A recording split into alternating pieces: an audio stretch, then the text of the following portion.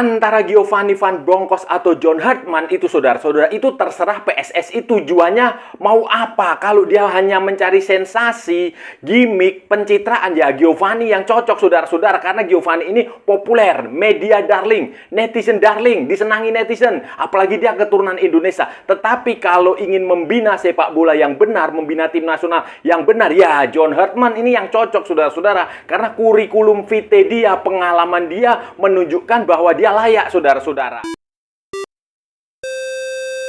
Halo saudara-saudara, jumpa lagi dengan komentator gadungan di sini.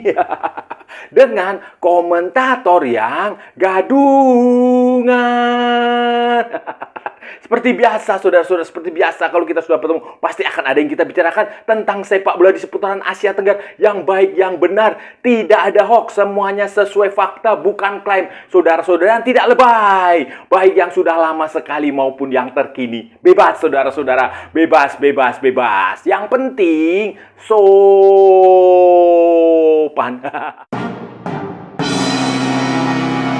Jadi begini, saudara-saudara, rumor pelatih tim nasional Indonesia itu sudah mengerucut. Sudah mengerucut kepada dua nama dari sejumlah nama yang sebelumnya sudah disebut PSSI, dan kemudian sudah dilakukan interview. Konon katanya seperti itu, saudara-saudara. Jadi Exco PSSI dan BTN pergi ke Eropa untuk mewawancarai orang-orang ini, dan sejumlah syarat juga sudah diajukan kepada orang-orang ini supaya bersedia melatih jika nanti ditunjuk sebagai melatih tim nasional Indonesia. Misalnya dia harus berdomisili, harus tinggal di Indonesia, kemudian punya pengalaman meloloskan tim nasional ke Piala Dunia, kemudian dia harus menunjuk asisten dari lokal, kemudian dia harus bekerja sama dengan pelatih-pelatih di Liga 1, Liga 2, dia harus mentransfer ilmu knowledge-nya kepada pelatih-pelatih lokal di Indonesia. Nah, dan dari sekian nama itu muncul dua nama yang cukup populer, saudara-saudara, cukup disebut salah satunya bakal menjadi pelatih Indonesia, yaitu Giovanni Van Bronckhorst dan John Hartman. Tetapi kalau kita melihat salah satu syaratnya dia meloloskan tim nasional ke Piala Dunia, maka nama Giovanni Van Bronckhorst itu tampaknya harus dicoret. Karena walaupun Giovanni Van Bronckhorst ini pelatih yang cukup bagus, dia belum pernah menangani tim nasional. Dia sukses bersama Feyenoord di Belanda, dia sukses bersama Glasgow Rangers di Skotlandia, kemudian dia sempat dipecat di Besiktas di Turki, dan sekarang dia menjadi asisten pelatih di Liverpool. Asistennya Arne Slot, walaupun hasilnya yang musim ini buruk. Nah, sementara John Hartman itu memang dia punya pengalaman meloloskan Kanada ke Piala Dunia 2022. Dan itu adalah kelolosan Kanada pertama ke Piala Dunia setelah 30 berapa tahun lah. Ya 30 tahun lebih, saudara-saudara. Dia lolos ke Piala Dunia 36 kalau nggak salah, 36 atau 32 tahun. Itu dia pertama kali itu Kanada lolos ke Piala Dunia berkat John Hartman. Dan John Hartman juga pelatih asal Inggris yang cukup punya pengalaman, cukup punya filosofi, dan gaya bermain dia tidak formasi andalan dia, kesukaan dia itu tidak berbeda jauh dengan Sintayong, 3 back, 4 gelandang, 3 di depan. 3-4-3 dan sejenisnya lah, saudara-saudara. Dari John Hartman ini, saudara-saudara, selain memiliki filosofi yang bagus, memiliki pengalaman, kemampuan, dan kurikulum vitae lah, intinya rekam jejak yang cukup bagus. Dia ini adalah pelatih yang sangat berpengalaman di sepak bola wanita, sepak bola putri. Ya cocok lah ini nanti. Jadi nanti kalau dia melatih Indonesia bisa sekali dayung 2-3 pulau terlampaui. Ya, sambil menyelam minum air dia bisa melatih sektor putra, tetapi dia juga bisa menjadi supervisor supervisor ya, bener ya, di sepak bola putri kita yang kemarin dibantai Thailand 8-0.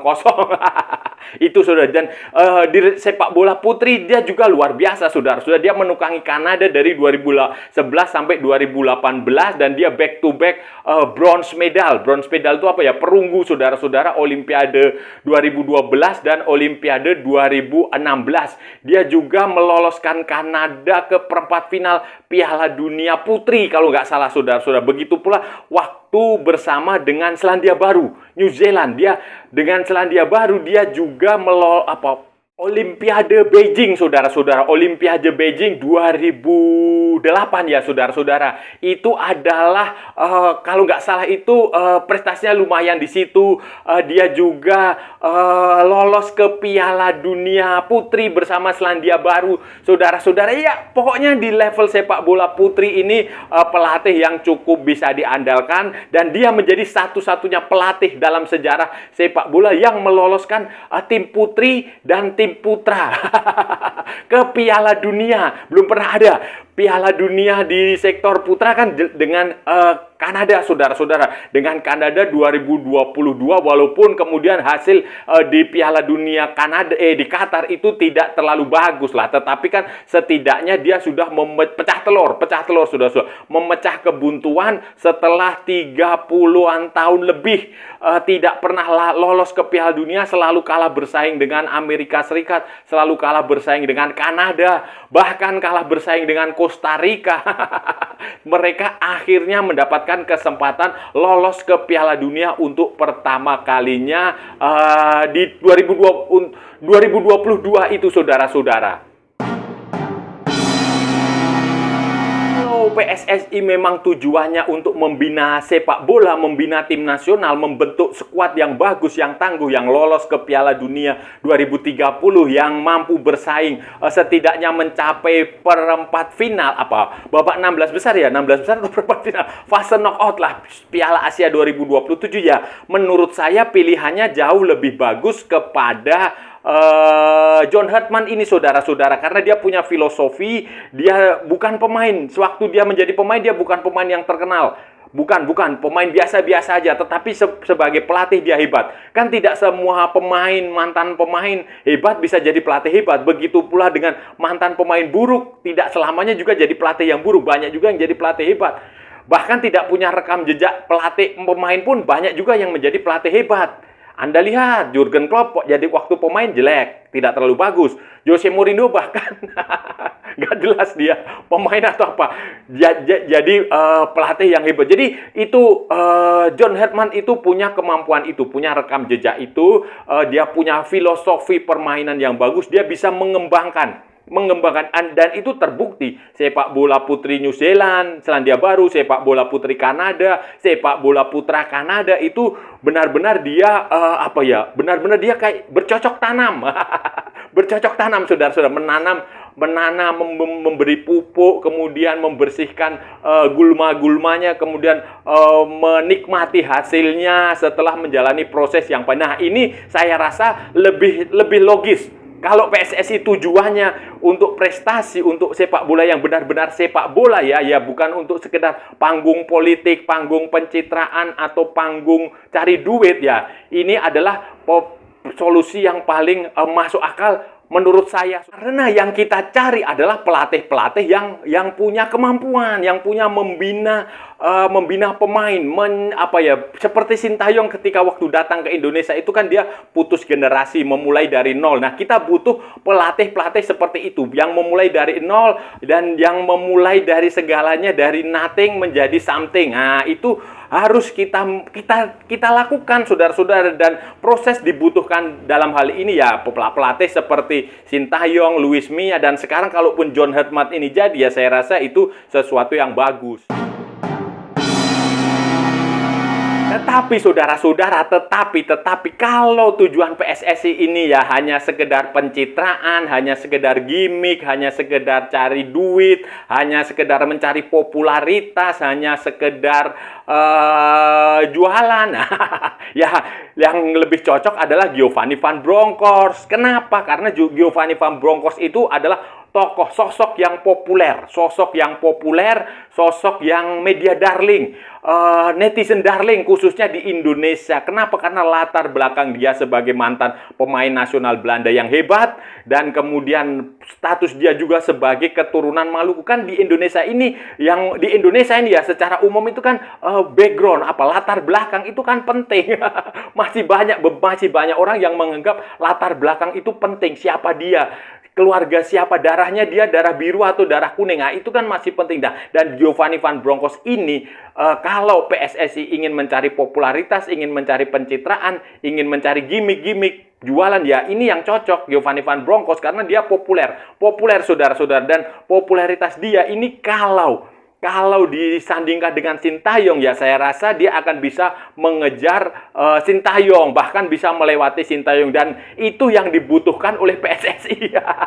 Daripada prestasi, PSSI itu sebenarnya lebih membutuhkan pencitraan, karena dia habis-habisan dihajar oleh netizen, dihajar oleh media, dihajar oleh supporter gara-gara memecat Sintayong. Dan sekarang kalau dia menunjuk Giovanni Van Bronckhorst, itu dia akan kembali mendapatkan popularitas itu, saudara-saudara, karena Giovanni Van Bronckhorst itu media darling, disenangi banyak orang. Latar belakang dia sebagai orang Indonesia yang fasih berbahasa Indonesia, logat Maluku, logat Ambon, itu akan menjadi nilai plus.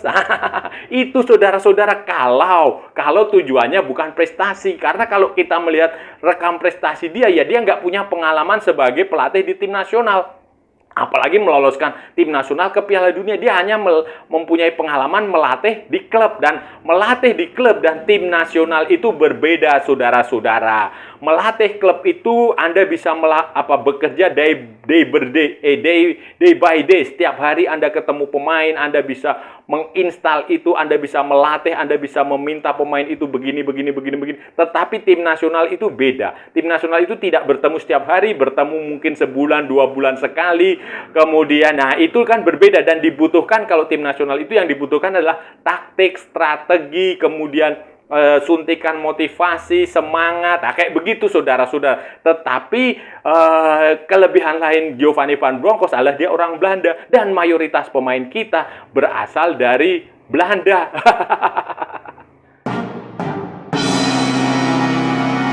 Saudara-saudara, kalau kita mau jujur ya, yang paling ideal adalah mempekerjakan kembali Sintayong. Itu paling ideal, saudara-saudara. Karena dia sudah tahu apa yang harus dilakukan, dia sudah mengerti sepak bola Indonesia seperti apa, kemudian dia punya banyak dukungan dari publik di Indonesia, itu yang paling ideal. Tetapi kan melihat tanda-tanda itu kan kayaknya hal yang mustahil, saudara-saudara. Walaupun kita nggak tahu, mana tahu ada deal-deal di bawah meja yang kita nggak tahu, yang tidak pernah dipublikasikan, yang tidak diketahui orang, kita nggak tahu. Tetapi kemungkinan mempekerjakan Sintayong kembali memang agak berat, karena kan kita tahu ada barrier, ada masalah, ada penghalang psikologis antara ketua umum kita dengan Sintayong. Ada masalah antara anggota XO yang itu tuh dengan Sintayong. Nah, itu kan tidak mudah diselesaikan, saudara-saudara. Apalagi orang-orang ini kan baperan semua. Baper kan mereka kebanyakan. Itu tidak mudah. Jadi, tampaknya Sintayong akan sulit. Walaupun secara ideal, secara logis ini yang paling masuk akal adalah mempekerjakan Sintayong lagi. Walaupun kemudian nanti kalaupun gagal, ya PSSI bisa menyalahkan Sintayong. Diberi kesempatan kedua kok nggak bisa. Kayak gitu. Tapi Sintayong kalau gagal juga bisa membela diri. Kena siapa suruh mecat saya dulu, akibatnya pembinaannya terputus. Dia bisa beralasan seperti itu. Tetapi bagi saya secara objektif yang paling ideal Sintayong. Tetapi kalau tidak bisa Sintayong, ya salah satu dari John Hartman atau Giovanni Van Bronckhorst ini memang solusi yang cukup masuk akal, tergantung sudut pandang PSSI. Seperti yang saya bilang tadi, kalau dia mau mencari prestasi, mencari pembinaan sepak bola yang benar-benar membina sepak bola tanpa gimmick, ya John Hartman itu solusinya. Tetapi kalau dia mau lebih fokus kepada gimmick, lebih fokus kepada pencitraan, kepada jualan, kepada popularitas, ya Giovanni Van Bronckhorst solusinya, saudara-saudara. Dan seperti yang sudah berkali-kali saya katakan, saudara-saudara, saya sih nggak peduli siapa yang akan jadi pelatihnya. Yang penting hasilnya. Nah, kita menunggu hasil. Kita menunggu bukti, bukan janji. Kalaupun pelatih lokal seperti Indra Safri bisa berprestasi, ya why not? Masalahnya kan Indra Safri kemarin gagal ya. Jadi ya seperti itu, saudara. Yang penting itu hasilnya. Hasilnya, dan nggak usah terlalu banyak gimmick. Karena PSSI ini yang saya lihat itu terlalu banyak gimmick. Khususnya sejak eranya Erick Thohir ini terlalu banyak gimmick, terlalu banyak mainan, terlalu banyak jualan, terlalu memprioritaskan hal-hal di luar sepak bola yang tidak terlalu penting. Orang bersandar di tembok lah, apalah. Kayak begitulah drama-drama soal penunjuk di hari Natal lah. Kemudian cerita-cerita di ruang ganti yang seharusnya hanya diketahui oleh pelatih, oleh pemain, dan oleh manajer lah. Kemudian tersebar luas. Nah, kayak begitu. Jadi kurangilah gimmick, tetapi fokus kepada benar-benar kepada pembinaan sepak bola yang bagus. Contohlah negara-negara di luar lah yang mereka membina sepak bolanya dengan sepak bola, bukan dengan pencitraan, bukan dengan media sosial, bukan dengan gimmick, bukan dengan drama-drama yang nggak penting. Karena kasihan juga pemain kalau mereka disibukkan oleh drama-drama yang selama ini terjadi di sepak bola Indonesia. Kasihan mereka, saudara-saudara, kasihan mereka nggak fokus. Dan ya kalau mereka nggak fokus kan hasilnya juga mengecewakan. Dan yang paling penting memang harus pelatih yang benar-benar punya kualitas, punya karakter, punya filosofi, dan punya rekam jejak yang bagus. Jangan seperti kita membeli kucing dalam karung. Saudara-saudara, itu tadi pembahasan kita hari ini, saudara-saudara. Kita sudah bicara panjang lebar dari A sampai Z, dari barat sampai ke timur, dari utara sampai ke selatan, dari Sabang sampai Merauke, dari Pulau Rote sampai Pulau Miangas, dari New York sampai San Francisco, dari London sampai Istanbul, dari Kepulauan Malvinas sampai Greenland, dari Santa Venang sampai kota Kinabalu. Semua sudah kita ulas, semua sudah kita cakap, semua sudah kita bacotin, semua sudah kita gibahin, saudara-saudara. Hari ini kita bicara potensi, kemungkinan, sedikit meramal, sedikit memprediksi, sedikit menduga-duga, sedikit membahas tentang calon pelatih tim nasional Indonesia yang kabarnya sudah mengerucut kepada dua nama, Giovanni Van Bronckhorst. Mantan pemain Belanda, mantan pemain Arsenal, mantan pemain Barcelona, keturunan Indonesia, keturunan Maluku, yang sangat Maluku sekali. Giovanni Van Bronckhorst yang sekarang menjadi asistennya Arne Slot di Liverpool. Sempat melatih Glasgow Rangers, sempat melatih Feyenoord, dan cukup sukses, tetapi minim pengalaman di tim nasional karena belum pernah melatih tim nasional dan belum pernah meloloskan tim ke Piala Dunia. Apalagi sementara satu lagi adalah John Herdman. John Herdman adalah pelatih dari Inggris yang punya pengalaman segudang. Dari pelatih tim nasional wanita, Selandia Baru, Kanada, semuanya lolos ke Piala Dunia, lolos ke Olimpiade dengan catatan yang terbaik. Dan terakhir terbaru 2022 dia meloloskan Kanada ke Piala Dunia 2022, saudara. Itu yang pertama setelah 30-an tahun lebih lah, saudara-saudara. Dan ini dua nama ini dianggap sebagai kandidat yang layak, bahkan media di di Honduras, saudara-saudara. Honduras itu mengatakan John Herdman lebih memilih Indonesia daripada melatih tim nasional Honduras, karena tim nasional Honduras juga membidik John Herdman ini, saudara-saudara. Nah, sekarang kita tinggal tunggu saja kepastiannya dari PSSI kapan, karena dua nama ini sudah dipastikan. Pokoknya PSSI sudah mengerucut kepada dua nama karena mereka sudah memberikan beberapa syarat itu. Dan ya dua nama ini ya kita tunggu saja nanti kelanjutannya seperti apa. Apakah John Herdman yang benar-benar akan melatih tim nasional Indonesia ataukah Giovanni Van Bronckhorst? Kalau John Herdman filosofinya bagus, pengalamannya ada. Kalau Giovanni Van Bronckhorst ini adalah media darling, netizen darling, dia populer, dia disenangi, dia akan menjadi pencitraan yang bagus buat PSSI, bisa mengalahkan popularitasnya Sintayong, saudara-saudara. Dan saya rasa sudah cukup ya pembahasan kita kali ini. Kalau ada salah-salah ya mohon maaf. Namanya juga gadungan, saudara-saudara. Wajar kalau gadungan itu salah, tetapi kalau benar berarti sebuah kebenaran. Kalau saudara-saudara merasa channel ini bermanfaat, berguna, menghibur, menginspirasi, silahkan like, share, and subscribe. Tapi kalau tidak, saudara-saudara, abaikan saja, skip. Jangan ditonton, tetapi jangan nyampah. Jangan membuat komentar-komentar yang menghina, menghujat, melecehkan, merendahkan orang maupun negara lain. Santai aja, ini hanya bola. Kita cari teman, bukan cari musuh. Ikuti juga akun media sosial Komentator Gadungan, ada di Instagram, ada di Facebook, dan ada di TikTok. Yang bukan TikTok Shop, saudara-saudaraku semuanya. Oke, sampai bertemu lagi di edisi berikutnya dengan tema-tema yang jauh lebih tidak bermanfaat, dengan tema-tema yang jauh lebih tidak berguna, dengan tema-tema yang jauh lebih membagongkan. Salam olahraga dan merdeka.